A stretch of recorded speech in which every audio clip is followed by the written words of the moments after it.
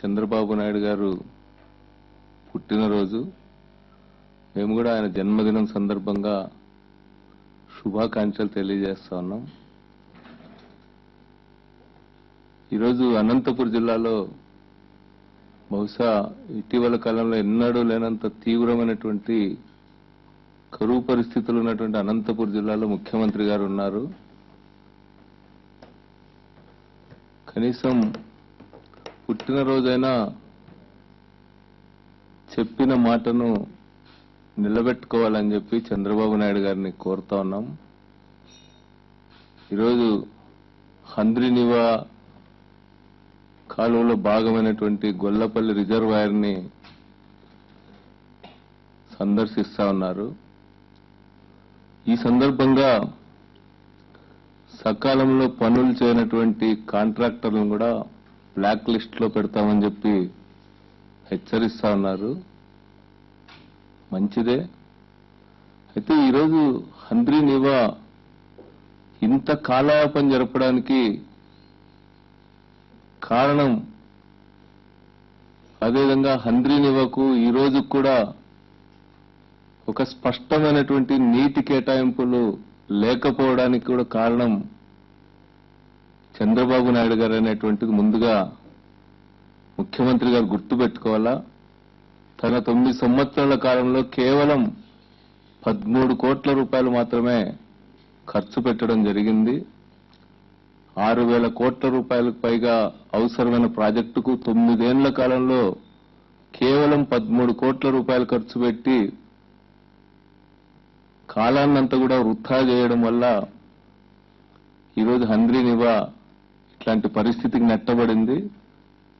చంద్రబాబు నాయుడు గారు హంద్రీనివాని కేవలం 5.5 టీఎంసీల తాగునీటి పథకంగా దాన్ని కుదించడానికి కూడా ప్రత్యేకంగా 68వ నంబర్ జీవో జారీ చేయడం జరిగింది. ఆ రోజుల్లోనే అడ్మినిస్ట్రేటివ్ శాంక్షన్స్ ఇవ్వడం జరిగింది. తర్వాత మరి వైఎస్ రాజశేఖర రెడ్డి గారు ముఖ్యమంత్రి అయిన తర్వాత 40 టీఎంసీలకు మరి హంద్రీనివాని పునరుద్ధరిస్తూ ఆ రోజు శంకుస్థాపన చేసి చాలా వేగవంతంగా రాజశేఖర రెడ్డి గారు పనులు కూడా చేయడం జరిగింది. కనీసం ఇప్పటికైనా సరే ముఖ్యమంత్రి గారు సంవత్సరంలోగా నీళ్లు ఇస్తామని చెప్పి చెప్తున్నారు. వచ్చే ఖరీఫ్లోగా ఈరోజు మంత్రులు కాలువ గట్ల మీద పదే తిరుగుతా ఉన్నారు. కాలువ గట్లపై నిద్రిస్తామంటా ఉన్నారు. ముఖ్యమంత్రి గారు కూడా అవసరమైతే కాలువ గట్లపై నిద్రపోతా అని చెప్పి చెప్తా ఉన్నాడు. ఈరోజు ప్రతిపక్షంలో ఉన్నటువంటి వాళ్ళు కాలువ గట్లపై నిద్రపోయి నిరసన తెలియజేసి ప్రభుత్వం పైన ఒత్తిడి తెస్తే అర్థం ఉంది. కానీ ప్రభుత్వంలో ఉన్నటువంటి వాళ్ళు ఈరోజు చేయాల్సింది అవసరమైనటువంటి నిధులు కేటాయించాల్సినటువంటి అవసరం ఉంది. ఒక 1,500 కోట్ల రూపాయలు ఖర్చు పెడితే ఈరోజు అత్యంత కరువు పీడిత ప్రాంతాలకు నీళ్లు వెంటనే రావడానికి అవకాశం ఉంది. ఒక 400 కోట్ల రూపాయలు ఖర్చు పెట్టినా కూడా ఈరోజు 2 లక్షల ఎకరాలకు ఈ ఖరీఫ్లోనే నీళ్లు ఇవ్వడానికి కూడా అవకాశం ఉంది. అయితే నిధులు కేటాయించకుండా నిద్రలు చేసి హెచ్చరికలు చేసి అధికారుల్ని హెచ్చరించినంత మాత్రాన కాలువ పనులు ముందుకు పోవనేటువంటిది చంద్రబాబు నాయుడు గారి దృష్టికి తీసుకొస్తా ఉన్నాం. మరి అంతేకాకుండా ఈరోజు రాష్ట్రం అంతా కూడా ఈ బర్త్డే సందర్భంగానే చంద్రబాబు నాయుడు గారు ఈరోజు రాష్ట్రంలో ప్రజలు కనీసం తిండి తింటా ఉన్నారా, ఎట్లాంటి బతుకుతున్నారో ఒక్కసారి చూడమని చెప్పి నేను ఈ సందర్భంగా కోరుతా ఉన్నా. ఈరోజు రాష్ట్రం అంతా కూడా తీవ్రమైనటువంటి కరువు పరిస్థితులు ఉన్నాయి. దాదాపు 83% మండలాల్లో ఈరోజు వర్షాభావం నెలకొని కరువు పరిస్థితులు ఏర్పడినాయి. ప్రభుత్వమే 226 మండలాలను కరువు మండలాలుగా ప్రకటించింది. ఈసారి తాగునీటికి కూడా దాదాపు ఒక 6,000 గ్రామాల్లో ఈరోజు ట్యాంకర్స్ ద్వారా సప్లై చేస్తే తప్ప తాగడానికి నీళ్లు లేనటువంటి పరిస్థితి ఉంది. ముఖ్యంగా రాయలసీమ జిల్లాల్లో భూగర్భ జలాలు ప్రకాశం జిల్లాతో పాటు పూర్తిగా అడుగంటిపోయినాయి. 1200 అడుగులు వేసినా కూడా నీళ్లు పడినటువంటి ఒక దుర్భరమైనటువంటి పరిస్థితి ఉంది. హార్టికల్చర్ క్రాప్స్ ను కాపాడుకోవడానికి ఈరోజు ట్యాంకర్స్ కి 600-700 బాడుగులు పెట్టి హార్టికల్చర్ క్రాప్స్ ను కాపాడుకునేటువంటి ఒక ప్రయత్నం ఈరోజు రైతులు చేస్తున్నటువంటి దుర్భరమైనటువంటి పరిస్థితి ఉంది. మరి ఈ సందర్భంగా మొన్ననే కరువు టీమ్స్ వచ్చినప్పుడు కూడా కరువును కూడా సరిగా ఈ ప్రభుత్వం అంచనా వేయలేకపోతా ఉంది.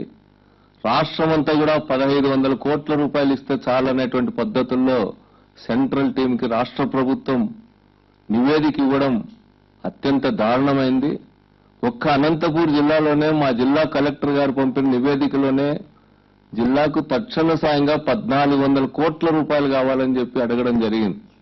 అట్లాంటివి రాష్ట్రం అంతా కూడా దాదాపు 570 మండలాల్లో కరువు ఉంటే కేవలం 1500 కోట్ల రూపాయలు ఇస్తే చాలని చెప్పి నివేదిక సమర్పించడాన్ని బట్టే కరువు ప్రాంత ప్రజల దుస్థితి పట్ల, కరువు ప్రాంతాల్లో రైతులు పడుతున్న బాధల పట్ల ఈ ప్రభుత్వం ఏ విధంగా స్పందిస్తా ఉందనేటువంటిది అర్థమవుతా ఉంది. ఇదొక వైపు అయితే, మరోవైపు ఈరోజు రాష్ట్రంలో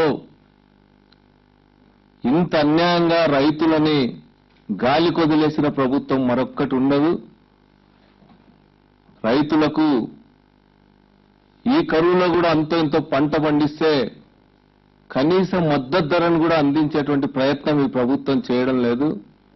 పోయిన ఖరీఫ్లో దాదాపు 60 లక్షల టన్నుల వరి పంట మార్కెట్లకు వస్తుందని చెప్పి అంచనా వేస్తే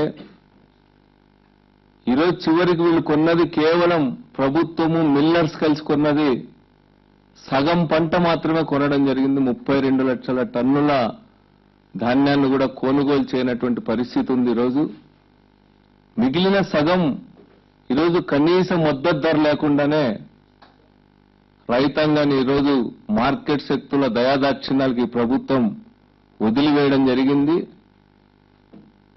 ఈరోజు ప్రభుత్వం ధాన్యం కొనుగోలు కేంద్రాలకు రావాలంటేనే రైతులు భయపడేటువంటి పరిస్థితి ఉంది. ఈరోజు అక్కడ వీళ్ళు పెడుతున్నటువంటి నాణ్యత నిబంధనలు కానీ, లేకపోతే రవాణా ఖర్చుల గురించి ఏమాత్రం ఆలోచించకపోవడం కానీ, వీటన్నిటి వల్ల కూడా ఈరోజు రైతులు ప్రభుత్వ ధాన్యం కేంద్రాలకే, కొనుగోలు కేంద్రాలకు రానటువంటి పరిస్థితి ఉంది. దీని గురించి ఒక్కసారైనా ఈ ప్రభుత్వం ఆలోచించిందా అని అడుగుతా ఉన్నా. ఎందుకు ప్రభుత్వ కొనుగోలు కేంద్రాల దగ్గర రైతులు రాలేకపోతున్నారు? మిల్లర్ల దయాదాక్షిణ్యాలపైన ఎందుకు ఆధారపడతా ఉన్నారు? ఈరోజు కమిషన్ ఏజెంట్స్ మిల్లర్లకి ఈరోజు బస్తాకి 7-8 కేజీలు నష్టపోయినా సరే ఎందుకు అమ్ముకుంటా ఉన్నారనేటువంటిది ఈ ప్రభుత్వం ఆలోచించిందా అని చెప్పి నేను అడుగుతా ఉన్నా. ఈరోజు ఎంతసేపు ఉన్నా ఈ ప్రభుత్వం సింగపూరు, జపాన్ల గురించి చెప్పడం తప్ప ఇక్కడున్నటువంటి రైతుల పరిస్థితిని గురించి ఏమాత్రం కూడా ఆలోచించడం లేదు. ఈ సంవత్సర కాలంలో మరి కరువు ప్రాంతాల్లో వేరుశెనగ పంటని ఒక్క క్వింటాలను కూడా ప్రభుత్వం కొనుగోలు చేసినటువంటి పరిస్థితి లేదు. ఈరోజు కాటన్ రైతులు తీవ్రమైనటువంటి నష్టాలను ఎదుర్కొంటా ఉన్నారు. ఈరోజు ఎంఎస్పీల్లో స్తబ్దత ఏర్పడింది. ఎంఎస్పీ కనీస మద్దతు ధర ఈరోజు ఏమాత్రం కూడా పెరగడం లేదు.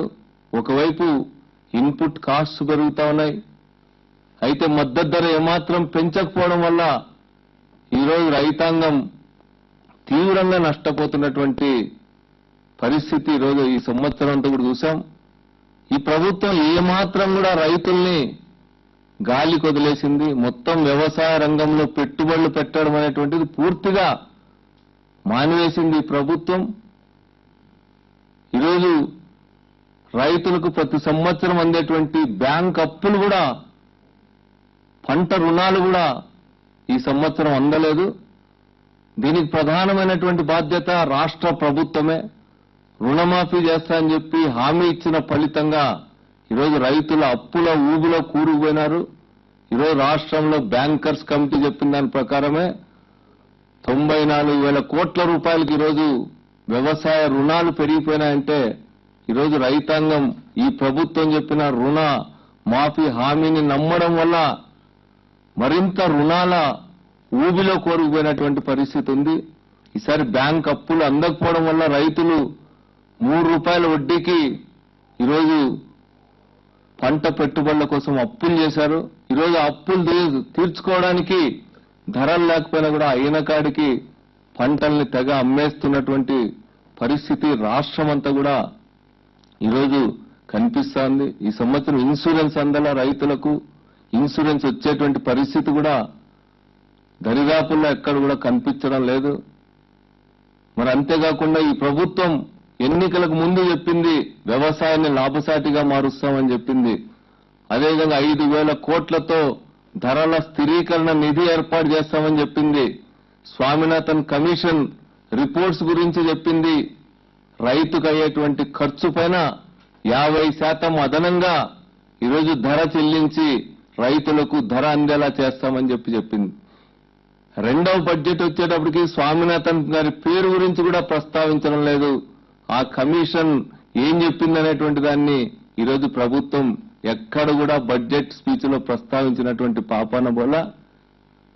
అదేవిధంగా 5,000 కోట్ల స్థిరీకరణ నిధిని ఏర్పాటు చేసి ధరలు ఎప్పుడు తగ్గితే అప్పుడు ప్రభుత్వం ఇంటర్వ్యూన్ అవుతారని చెప్పడం జరిగింది. ఈరోజు అట్లాంటి ధరల స్థిరీకరణ నిధి గురించి కూడా ఎక్కడ కూడా ఈ ప్రభుత్వం మాట్లాడడం లేదు. ఈ ప్రభుత్వం ముఖ్యంగా ఇది ధాన్యాగారం, ఈ ఆంధ్ర రాష్ట్రం అనేటువంటిది, ఇక్కడ ఈరోజు ఎఫ్సీఐ కొనుగోలు అనేటువంటిది అత్యంత ప్రధానమైనటువంటిది. ఈరోజు కేంద్రంలో కేవలం 25% మాత్రమే ప్రభుత్వం పండిన పంటలు కొనుగోలు చేయాలనేటువంటి నిర్ణయం చేసింది. 75-25% అన్నదాన్ని 25-75% అని చేసింది. వచ్చే ఏప్రిల్ నుంచి ఏప్రిల్ ముగిసిన తర్వాత 100% కూడా ప్రభుత్వం ఎఫ్సీఐ కొనుగోలు చేయదనేటువంటిది ఈరోజు కేంద్రంలో ప్రభుత్వం నిర్ణయం తీసుకుంది. మరి ఇట్లాంటి ఒక గడ్డు పరిస్థితిని ఏ విధంగా ఎదుర్కోవాలనేటువంటి ఆలోచన ఈ ప్రభుత్వం చేయడం లేదు. రాబోయే కాలంలో నిజంగా పైన ఇది అమలు జరిగితే మద్దతు ధర అనేటువంటిదే రైతాంగం మర్చిపోవాల్సినటువంటి పరిస్థితి వస్తుంది. ఈరోజు మొత్తం మిల్లర్లు, ప్రైవేట్ వాళ్ళ దయాదాక్షిణ్యాలపైన భవిష్యత్తులో ఆధారపడేటువంటి పరిస్థితి వస్తుంది. ఈ సంవత్సరమైనా 25% ప్రభుత్వం కొన్నప్పుడు కూడా ఈ ప్రభుత్వం కేవలం పబ్లిక్ డిస్ట్రిబ్యూషన్ సిస్టమ్కి అవసరమైన 25 లక్షల టన్నులు మాత్రమే కొనాలనేటువంటి దాంతో ముందుకు పోయింది తప్ప రైతాంగాన్ని ఆదుకోవాలనేటువంటి చిత్తశుద్ధి, ఈ విపత్కర పరిస్థితుల్లో రైతాంగానికి అండగా నిలబడాలనేటువంటి కనీస మానవతా దృక్పథం కూడా ఈ ప్రభుత్వంలో ఎక్కడ కనపడలేదు. ఎఫ్సీఐ కొనుగోలు ఈ మార్పులు వచ్చిన తర్వాత దీన్ని ఏ విధంగా ఎదుర్కోవాలా, దానికి ఒక ప్రణాళికతో ఎట్లా ముందుకు పోవాలనేటువంటి ఆలోచన ఎక్కడ కూడా ఈ ప్రభుత్వం చేసినటువంటి పాపాన పోలా. అందుకనే ఈ సందర్భంగా జన్మదినం సందర్భంగా రాష్ట్ర ముఖ్యమంత్రి గారికి మరిన్ని జన్మదినాలు జరుపుకోండి, మరింత సంతోషంగా జరుపుకోండి.